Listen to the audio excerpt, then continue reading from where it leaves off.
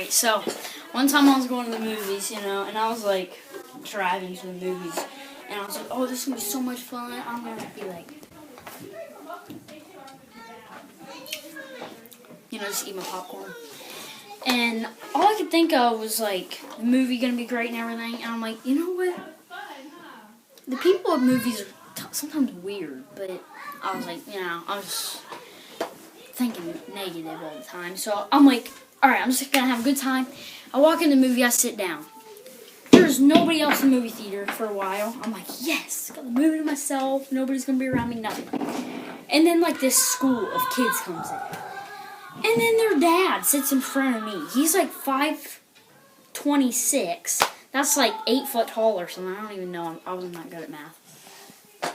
This guy like sits in front of me. And like, he's just like sitting there like. And I'm not even kidding. He did that the entire movie. He's just like.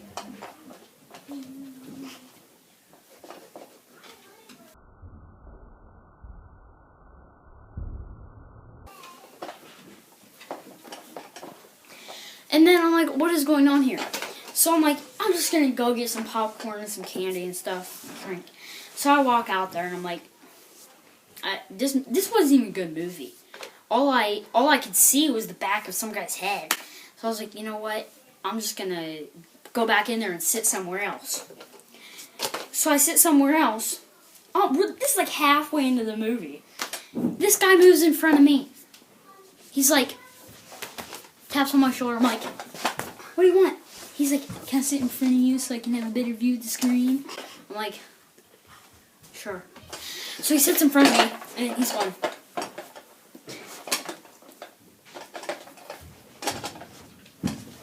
So he turns around and he goes, hey, can I have some of your popcorn? I'm like, no. And he's like mad about it. He's like, why can't I have any of your popcorn? Don't you know that sharing is caring? I'm like, I don't care. Go buy your own popcorn. I paid good money for this. Hey, did you ever notice when you go to a movie theater, like you're eating your popcorn and stuff, and then you just realize, you look at the $20 bill that you just brought. It's a 1. $5 for a pod this tall. $10 for some, like, Sour Patch Kids that big, or Skittles or Snickers or whatever candy you're into. And then you want to buy yourself a large popcorn so they'll refill it for you every time. $10. This is crazy. So, a couple years ago, I started, like, packing popcorn. Just, like, tuck your shirt in and then just during the movie, Yeah, got caught for that. They told me not to come back if I'm still going to do that. So that was fun. But, you see, where I live, we don't have a lot of good movie theaters. We have one. There's one good one up in Canton. There's not really that many good ones around here, though. It's kind of sad. Well, anyway, this guy just sitting in front of me.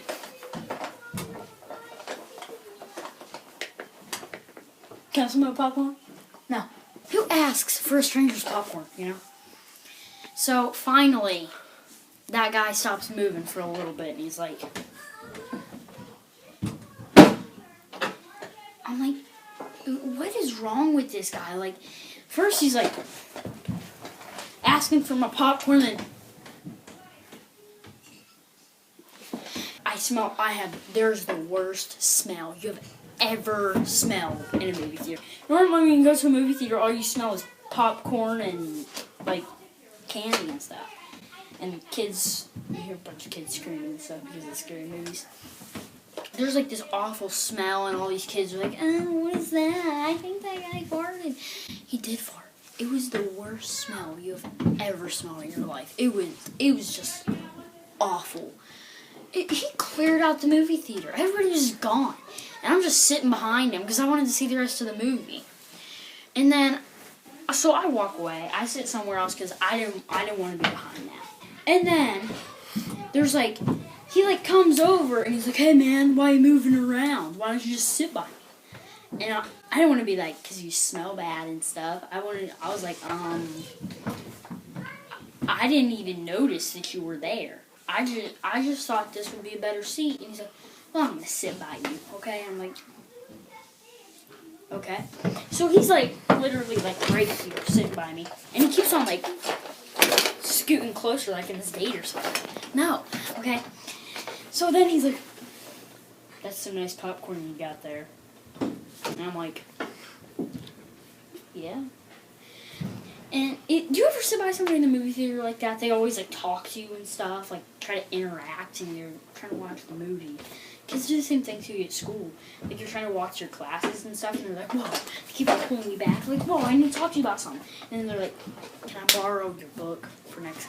No, they always ignore you like that, or they always annoy you, trying to annoy you. And then I'm just watching the movie, and this guy keeps on tapping on my shoulder, like. Finally, I'm just like, will you stop? And I look over, and he's not there. I was scared. Turns out he's like one of those guys that's always like, taps your other shoulder. I'm like, where'd he go? I'm like freaking out, and I look over, and he was on the other side. And then I'm like, alright, I'm just gonna go home, or go somewhere else. So I leave, and I'm like, you know what? I wanted to watch a movie tonight, so I go to another movie theater. And I'll go to the bathroom and I'm washing my hands and stuff. And I go to walk out and he walks in. I'm like, what is wrong with this guy? He's like following me everywhere. So I leave there, I go to McDonald's because I was hungry. I go to McDonald's and I'm ordering my food and I turn around and he's standing there. And this guy's like kind of quiet if you're not in a movie theater, I guess. Like, he wasn't even talking to me outside. And then like finally, I go sit down at McDonald's and he's like sitting beside me and he's like, I found your wallet. Why didn't he just say that before? So he's like, I found your wallet. Here's your wallet. And he's like, thank you. And I open it up and it's not mine. It's like some random guy. I'm like, this isn't mine. And he's like, yeah, it is. Take it back. So he starts like throwing this wallet at me and stuff. And I'm like, dude, go back to the movie theater where you came from. All right, I'm going home. So like, I got all scared. So I just go home. And I'm pulling in my driveway. And this guy just passes my house. I'm like, who's that? The house across the street from mine was for sale forever. And he pulls in there. And comes out. A U-Haul truck comes in behind him. My mind is being blown right now. He moved in across the street from me. This guy is crazy. So I go on Craigslist, put my house up. I'm moving. I'm not staying by that guy anymore. And then I found out nobody wants to buy a house on Craigslist. So I put it on eBay. Yep. 10 seconds later, somebody bought it on eBay. Yep. Didn't have a house for a couple months, but now I do. Now I have a house. That guy's still really creepy, though. I see him all over town. I see him at Giant Eagle, Taco Bell, McDonald's, movie theater. And he's always like, hey. I'll talk to you. He creeps me out. And then he's like, acts like he's my friend. He asked for my phone number one time. I'm like, who does that? What guy? He's like, hey, I need your phone number so I can text you. When they don't even know you. Like, I can see if somebody's like, hey, I need your phone number so I can text you when we hang out. I'm like, yeah, man, I'll give you my number.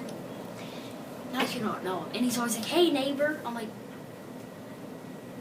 I've never been your neighbor. I moved out like 10 minutes after you moved in. So, don't call me your neighbor. So that was creepy.